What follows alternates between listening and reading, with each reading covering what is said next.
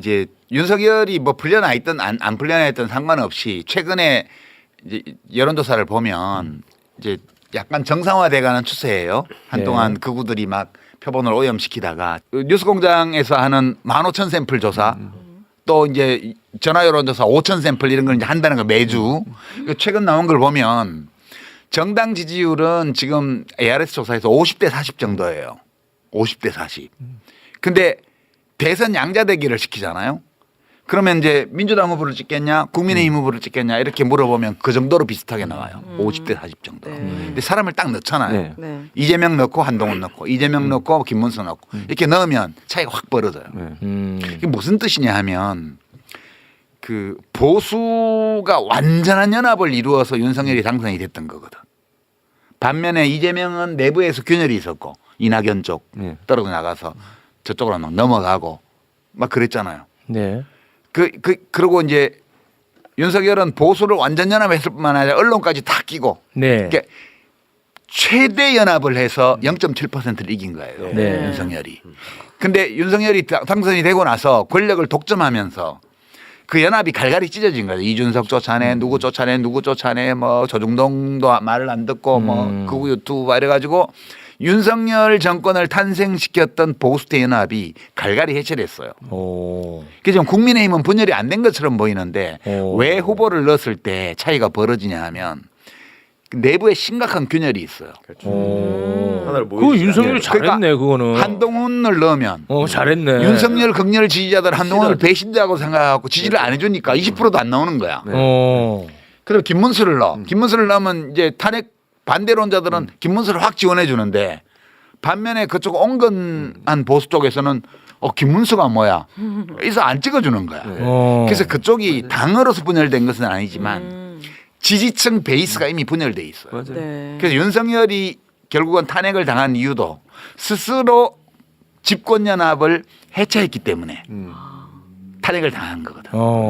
그래서 지금 이렇게 가는 거기 때문에 사실 뭐 이재명 대표의 선거법 위반 2심 판결을 놓고 뭐 설왕설래하고 뭐 시끄럽고 뭐 저쪽에서는 주진우 국회의원인가 네. 하는 자가 뭐 무슨 법원 행정처장 상대로 해가지고 그저께도 보니까 뭐 무슨 형사소추가 중단되지 않는다는 걸 뭐 대법관 회의를 해가지고 뭘 해라 이런 이제 헛소리를 막 늘어놓고 있던데 진짜 헌법을 이해를 못하는 거야 그 사람들 검사들은.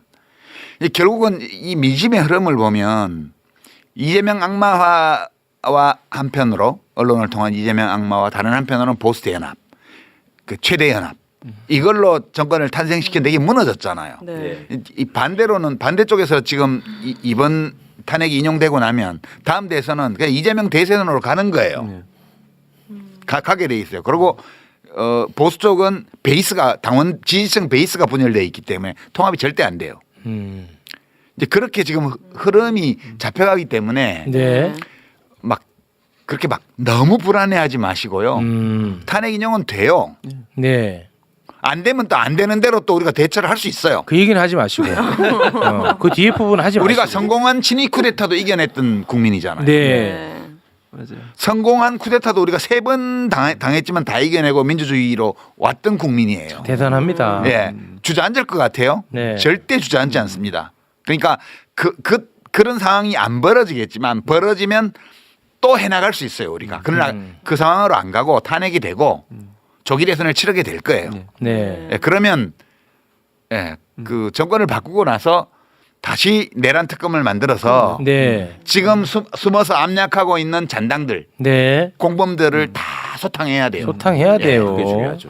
그거 한번 기억해 보세요. 조지호가 윤석열한테 임무를 받고 계엄에 선포하는 얘기를 받고 박현수하고 네. 지금 서울청장 대리가 된 박현수가 당시에 경찰국장이었다는 거잖아요. 예. 그 사람들의 대화는 저게 정신 나간 놈이 진짜로 계엄 선포할 것 같다. 네. 그 계엄이 어쨌거나 진행돼서 일단은 성공할 것 같다라는 전제로 둘이 대화를 나눈다고요. 네. 그때 뭐라고 했냐면 이번 주말쯤 되면 국민들이 들고 일어나서 저 윤석열을 맞습니다. 하야 할 거다 이렇게 네, 얘기를 그렇게 했단 말이에요. 얘기했습니다. 경찰들 자기들끼리. 네, 자기들끼리 거기 가담한 애들이 네. 그러니까 쟤네들도 아이고야.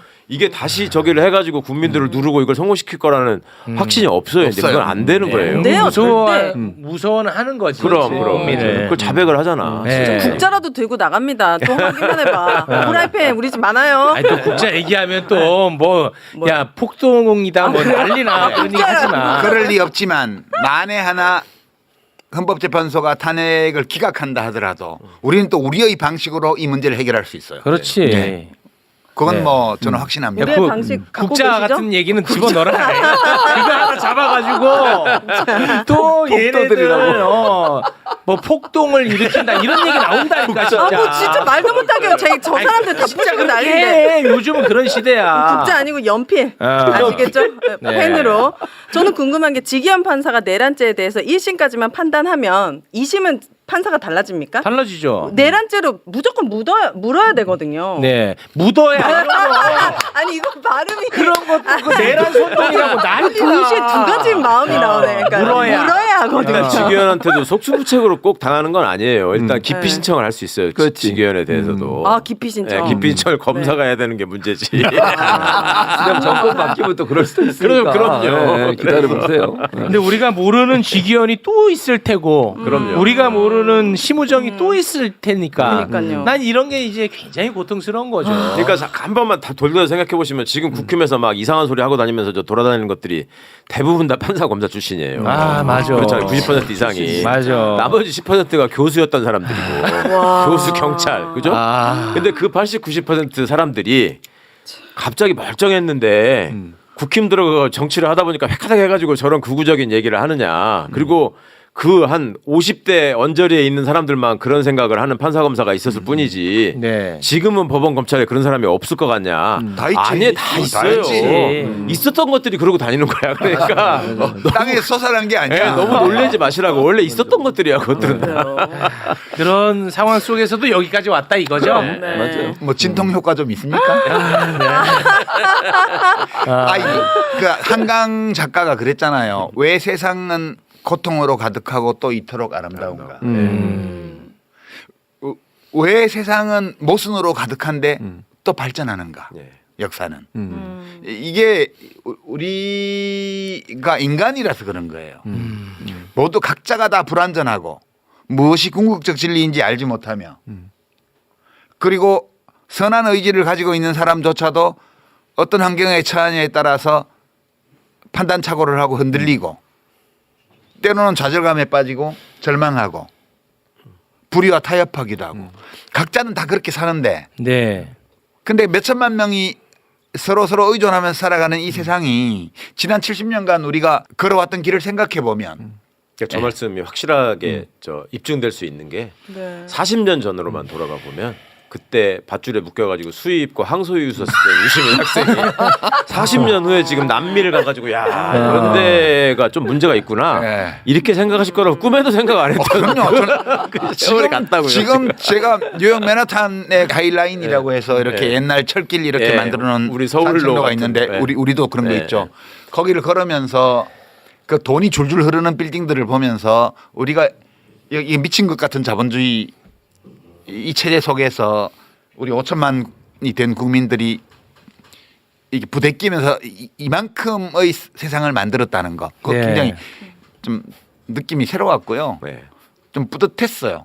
우리 여러 어려움이 있었고 못난 점도 많지만 우리 함께 서로 때로 다투기도 하고 심각하게 이러면서도 잘 해왔잖아요 여기까지. 네. 그러니까 이 힘으로 이 경험으로 앞으로 어떤 일이 생겨도 또 잘 해나갈 수 있을 거야 그렇게 생각하면서 왔어요 저는. 네. 그러니까 이제 국민들이 느끼는 쓰라림은 그런 거죠 선배님. 제가 어렸을 때 그게 참 열받았거든요. 그러니까 이근한이가 잡히고 난 뒤에 고문경찰관의 얘기 이런 것들 많이 나왔잖아요. 네. 그러고서 많은 분들이 증언을 했는데 그때 이제 끔찍하게 느꼈던 장면들이 몇 개 있는데 그렇게 사람을 정기고문을 하고 막 두들겨 패고 하던 놈이 집에서 전화가 오니까 딸한테 뭐 밥 먹었어? 뭐 이러면서 시험 일상에 잘 대해서 봤어? 걱정하더라. 예. 이런 부분이 하나 저기가 있었고 네. 저는 개인적으로 참 끔찍했던 게 뭐냐면 그렇게 시위하다가 잡혀온 학생 이런 사람들을 막 고문하고 두들겨 패면서 이놈들이 씩 웃으면서 민주화되면 너네가 나한테 고문해. 이렇게 얘기를 했거든 실제로. 저는 그거를 어렸을 때 정말 꼭 갚아주고 싶었어요. 민주화를 어떻게든지 만들어서 니네가 이걸 겪게 해주겠다. 근데 그걸 못하고 지금 세월이 흘러가고 있다는 게 안타까움인데 그만큼 어찌 보면 문명화되고 우리가 법치 춘향이 하는 이도령을 만나서 푸는 것이지 변사또를 감옥에 집어쳐넣는다고 풀리는 게 아니요. 글쎄 말입니다. 김대중 대통령 예. 의록에 있는 말씀인데 확실히 그 어려운 싸움을 해보신 분이라 여유가 있으시네. 저보다는 좀 낫네요. 제가 20살 때 가졌던 정치적 소원이 그거였어요. 죽기 전에 한 번이라도 내 손으로 대통령을 뽑아보는 거. 와 아 진짜. 20살. 차원이 다른. 차원이 다르다. 차원이 달라. 감사하다 또 이런 얘기 들으니까 감사해. 불안은 우리의 삶을 좀먹어요. 비판의식을 가지고 정신을 바짝 차리고 보더라도 분노에 사로잡힐 필요는 없어요. 알겠습니다. 이거 우리에게 좋지 않아요. 네. 의지만 다지면 돼요. 네. 최악의 경우에도 우리는 해나갈 수 있다. 네. 아 좋네. 네. 마지막에 네. 내가 너무 배불렀었던 것 같다는 생각도 좀 들고 거기까지 갔습니까? 예, 좀 이길 수 있는 힘이 좀 된 것 같습니다. 많이 버거우신 거 아니죠? 우리 작가님도 요즘에 뒤에 가가지고 막 지금. 욕하고 그러는 거 그러니까 아니죠? 많이 버거우신 건 예, 아니죠? 그런 거 저한테 걸리면 실망할 겁니다. 끝나자마자 아유 이 헌재 왜 안 해? 막 이러면 진짜 많이 실망할 거예요. 저. 아니, 저는 이런 식으로 하죠. 아니 이게 그렇게 오래 걸릴 일이야? 그 정도 하는 거지. 네. 네. 정말 다음 주 이 자리에서는 우리가 진짜 다른 네. 이야기, 대한민국의 미래에 대한 이야기 할 수 그렇지 있었으면 미래 얘기를 해줘야 돼요. 네, 그런 날이 꼭 올 거라고 믿습니다.